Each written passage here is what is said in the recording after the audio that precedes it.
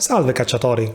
Questo è un video tutorial su una delle armi più affascinanti della saga, lo spadone.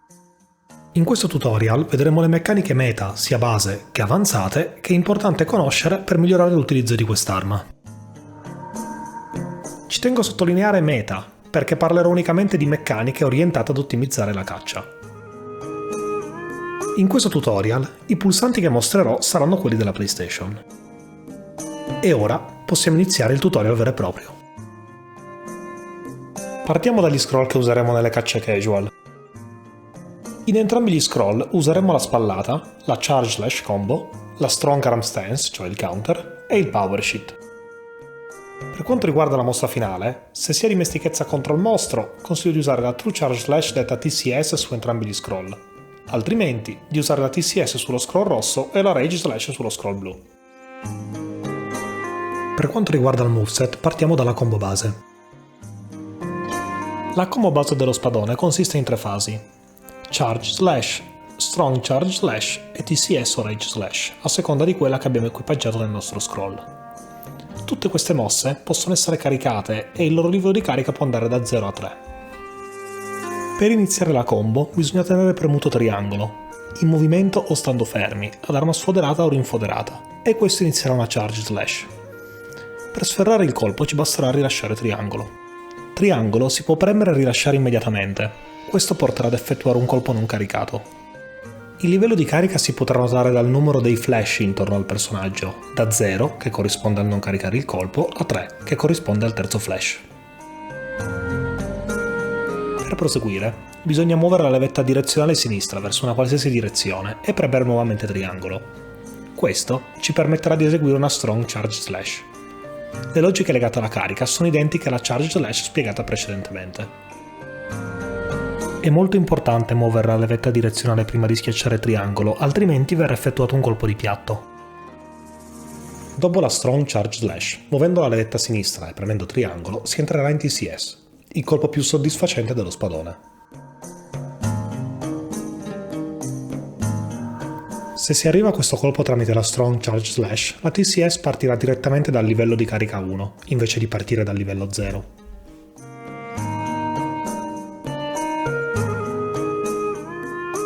La TCS consiste in due colpi, il primo colpo che farà un danno irrisorio e il secondo colpo che invece farà un danno molto elevato.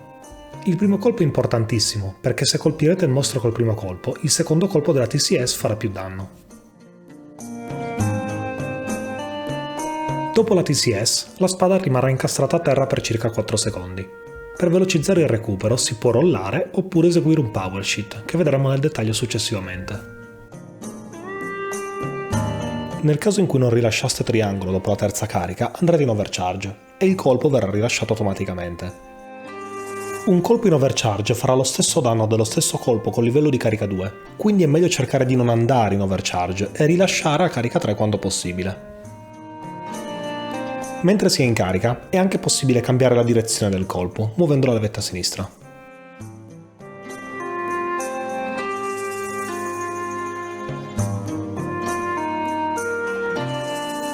A differenza della TCS, la rage/ consiste in un colpo singolo, come le prime due mosse della combo, ma condivide le stesse meccaniche della TCS legate al livello di carica. Entrando in carica per la rage/ entreremo in uno stato di hyper armor, dove tankeremo i colpi subendo il 50% del loro danno. A seconda del danno ricevuto, potremo incrementare il danno della rage/ fino ad un massimo del 50%. Un grande bonus della rage/ è quello di poter ridirezionare completamente il colpo, muovendo la levetta a sinistra prima di rilasciarlo. Questo ci permetterà di reagire più facilmente ad eventi inaspettati che potrebbero capitare durante la caccia. In questo grafico potete vedere i motion value delle mosse che abbiamo visto finora, ad ogni livello di carica. Senza addentrarci troppo nell'aspetto tecnico, potete vedere come i colpi non caricati, quindi con carica 0, e gli stessi colpi con carica 1 condividano lo stesso motion value. Quindi, caricare un colpo a livello 1 o non caricarlo affatto non fa alcuna differenza. Inoltre possiamo anche notare come la TCS con First Hit a livello 3 è l'attacco più forte dello spadone, superando anche la rage/ di livello 3 quando subiamo il danno massimo. Ora che abbiamo imparato la combo base, vedremo nel dettaglio una delle mosse più importanti per lo spadone, la spallata. Per fare una spallata bisogna premere cerchio ad arma sfoderata in una delle seguenti condizioni: durante una qualsiasi carica, senza lasciare triangolo, dopo un roll, dopo un calcio, dopo una wide slash. Ripremendo triangolo dopo aver eseguito una spallata, entreremo in carica.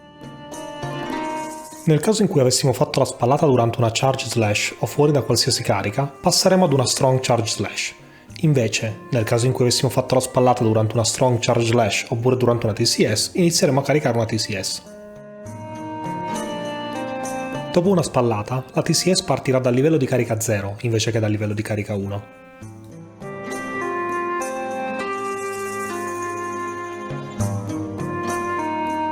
La spallata applica danno da impatto e quindi può applicare stun sul mostro.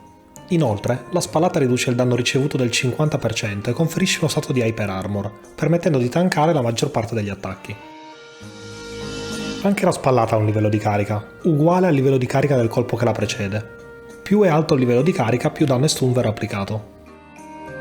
Oltre ad essere molto utile per tankare gli attacchi dei mostri, la spallata è anche molto utile come scorciatoia per arrivare velocemente ad una TCS. Lo spadone è anche in grado di effettuare parate. Si può andare in posizione di parata sia da arma rinfoderata che sfoderata premendo R2.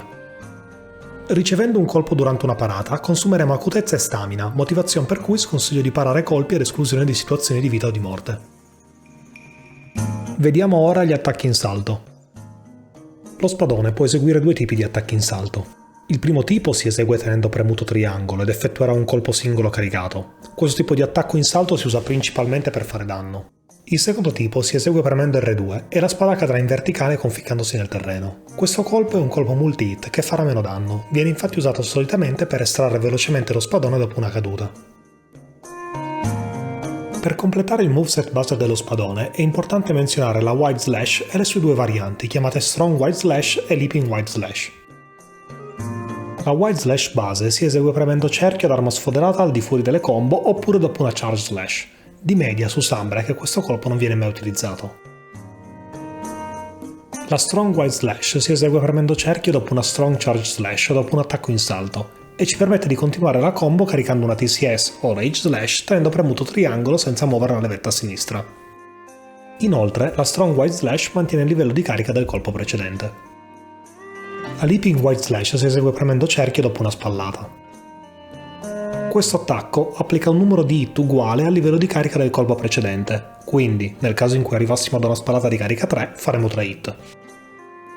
Adesso vedremo insieme la meccanica più importante per lo spadone su Sunbreak, il counter. Il counter deve essere eseguito ad arma sfoderata e consuma 2 wirebug. Per counterare dobbiamo premere L2 più triangolo poco prima di essere colpiti. Questo ci farà entrare in posizione di guardia e ci ancorerà a terra senza possibilità di cambiare direzione. Questa posizione durerà per circa 1,7 secondi. Ricevendo un colpo in questo lasso di tempo, riceveremo un danno ridotto e il personaggio sarà pronto a contrattaccare con una Charge Slash ripremendo triangolo. Nel caso in cui stessimo caricando un attacco, invece, ci basterà premere L2 per counterare. In questo caso potremo contrattaccare direttamente con una TCS o Rage Slash. Il counter fornisce un bonus del 25% di attacco sulla Charge Slash, 30% sulla Rage Slash e 35% sulla TCS. Inoltre applica danno da mount e non consuma acutezza. Questo ci fa capire quanto il counter sia importante per lo spadone in Sunbreak. Possiamo contrattaccare la grande maggioranza degli attacchi dei mostri, ad esclusione di alcune eccezioni che richiedono guard up, attacchi dei nostri alleati, e bombe o fauna endemica.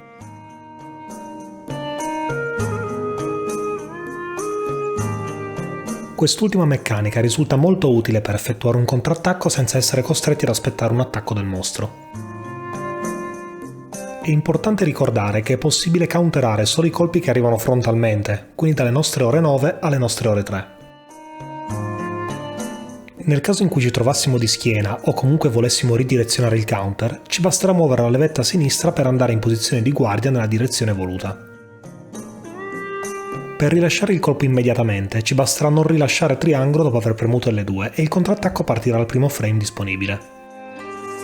Al contrario, dopo aver counterato un colpo, possiamo decidere di ritardare il colpo fino a 1,7 secondi, premendo il triangolo più tardi.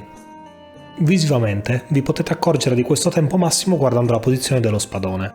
Pochi millisecondi dopo che lo spadone torna in posizione verticale, il tempo è scaduto. In questo lasso di tempo saremo in uno stato di Hyper Armor. Non siete costretti a rilasciare il colpo dopo aver counterato, potete anche decidere di annullarlo facendo un roll. Essendo il counter una sorta di guardia, c'è la possibilità di triggerare Offensive Guard nel caso in cui sia presente nelle skill armature. Offensive Guard al livello 3, che è il massimo, fornisce un buff di attacco del 15% per 12 secondi. La finestra temporale per attivarla è di 0,33 secondi, quindi avrete bisogno di counterare più precisamente il colpo per attivarla. Un'altra switch skill fondamentale per lo spadone è il Power Sheet. Vediamolo nel dettaglio. Il Power Sheet si esegue premendo L2 più cerchio. Questo ci farà rinfoderare molto velocemente e ci sposterà nella direzione indicata dalla levetta a sinistra. Dopo aver eseguito questa mossa, il braccio del nostro personaggio sarà illuminato e rimarrà tale per 20 secondi. In questo lasso di tempo avremo un buff del 10% sul nostro danno. Il Power Sheet ha iframes, quindi possiamo schivare anche i colpi dei mostri usandolo. Consiglio di usarlo spesso, sia prima di ingaggiare il combattimento, sia durante, ad esempio per rinfoderare l'arma velocemente dopo una TCS. Per concludere, vediamo insieme alcune tecniche per velocizzare l'uso di alcune mosse. Per fare una spallata dobbiamo avere l'arma sfoderata. Abbiamo due tecniche per arrivare velocemente ad una spallata d'arma rinfoderata. La prima consiste nel parare, dare un calcio premendo triangolo e spallare ripremendo triangolo. La seconda consiste nel parare, rollare e spallare premendo triangolo. Conviene usare questa tecnica invece della prima nel caso in cui vogliate coprire una distanza maggiore. Come la spallata, anche il Power Sheet richiede di avere l'arma sfoderata e anche qui abbiamo due tecniche per eseguirlo velocemente. La prima consiste nel parare e, senza lasciare R2, eseguire il Power Sheet. È molto importante non lasciare R2 per saltare l'animazione di recupero dello spadone dopo la parata. La seconda consiste nel parare, rollare e eseguire il Power Sheet. Come per la spallata, conviene usare questa tecnica invece della prima nel caso in cui vogliate coprire una distanza maggiore. Il Power Sheet inoltre è un'animazione di recupero che può essere cancellata in diversi modi. Rollando, estraendo l'arma per prepararci ad un counter, utilizzando oggetti o cambiando lo scroll. Nel caso in cui volessimo cancellare l'animazione di recupero del Power Sheet, è molto importante non muovere la levetta a sinistra dopo averlo eseguito, altrimenti non sarà possibile cancellarla. Oltre a poter cancellare l'animazione di recupero del Power Sheet, lo scroll swap permette di cancellare anche l'animazione di recupero della TCS. Questo ci permette di prepararci molto velocemente al counter successivo.